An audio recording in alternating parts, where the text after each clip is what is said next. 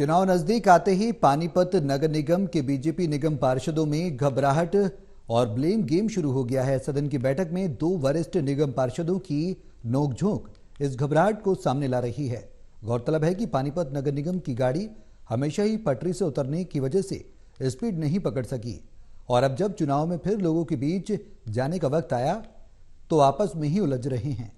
Report आपको दिखाते हैं। पानीपत नगर निगम हाउस के deputy senior mayor Dushyant Bhatt ji हमारे साथ हैं।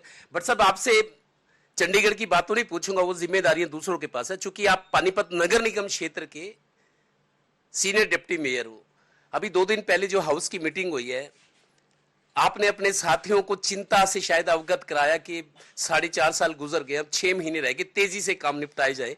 आपकी एक साथी ने जो सीनियर है वो कहते हैं अभी जागे हैं क्या? वो हमारे जो साथी है अपरिपक्व है अभी, उसको राजनीतिक परिपक्वता नहीं है और उसको कई बार शब्दों का चयन उसको ठीक करना नहीं आता। उसको वो दिशा हीन है, उसको दिशा का नहीं पता कि उसे किस दिशा में चलना है। और मैं तो ये कहूँगा कि उसे अपनी दिशा तो तय कर लेनी चाहिए। कभी किसी अधिकारी को कहता है कि वो भ्रष्टाचार में शामिल नहीं है, बड़ा ईमानदार अधिकारी है, एक हफ्ता पहले ही अपनी स्टेटमेंट देता है कि भाई भ्रष्ट अधिकारी है, तो कुछ क्लैरिटी नहीं है उसके बारे में मैं क्या कह सकता हूँ। पार्टी लाइन के भी खिलाफ है इस तरह का चरण, मेरे को लगता है 100% है। आप ना विधायक को कुछ समझते हो, आप ना जिला प्रधान को कुछ समझते हो, ना आप मेयर को कुछ समझते हो, ना आप सीनियर डिप्टी मेयर को कुछ समझते हो। आप ये मानते हो कि सब कुछ मैं ही में हूँ। तो आप देखो ना, वो उनकी उपलब्धि, अगर आप उनकी उपलब्धि तो देखो ना कि वो किस परिवार से हैं। चांदी की चम्मच लेकर पैदा होकर राजनीति कोई भी कर सकता है कि हम ग्राउंड लेवल की राजनीति करने वाले लोग हैं। हमने अपनी जमीन खुद तैयार की हुई है, ये डिफरेंस है उसमें। पानीपत नगर निगम की स्थिति पर विचार करें तो 26 निर्वाचित पार्षद हैं, सभी की सभी बीजेपी के। मेयर भी रिकॉर्ड मतों से जीती, देश का रिकॉर्ड बना। 3 नामजद पार्षद हैं, एक जेजेपी के, 2 बीजेपी के।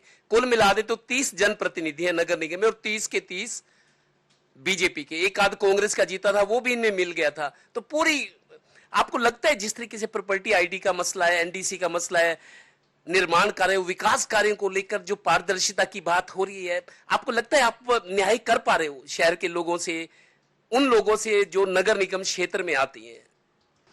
मैं जब से सीनियर डिप्टी मेयर बना हूँ और मैं सेकंड टर्म का पार्षद हूँ, मैंने अपने कर्तव्य को सही प्रकार से निर्वहन किया। और मैं 11 से 1 अपने इस कार्यालय में बैठता हूँ और मेरे कार्यालय में अगर कोई भी शिकायत दर्ज होती है तो उसका 100% समाधान होता है और मैं करवाता भी हूँ। अब स्वाभाविक है, देखो हमारी हरियाणा सरकार रिफॉर्म्स कर रही है, सुधार कर रही है।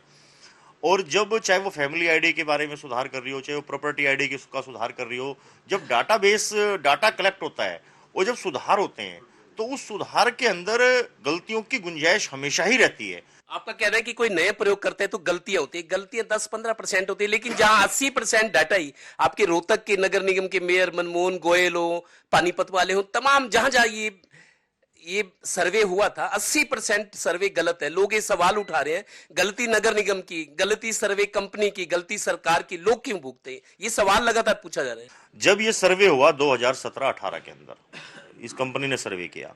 जब इस कंपनी ने सर्वे किया उस समय शहर का जो दायरा था वो बहुत छोटा था 2017-18 में।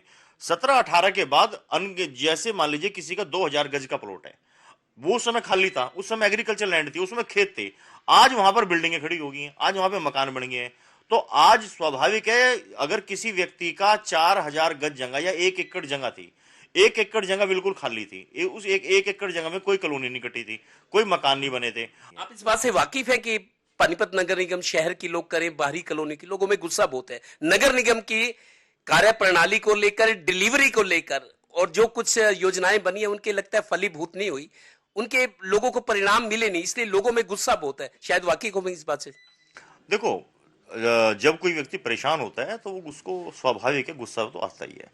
लेकिन हमने जिस प्रकार से हमारी कर्तव्य परायणता को देखते हुए, हमारे एफर्ट्स को देखते हुए, उनको ये लगता है कि ये रिफॉर्म्स हो रहे हैं, सुधार हो रहे हैं।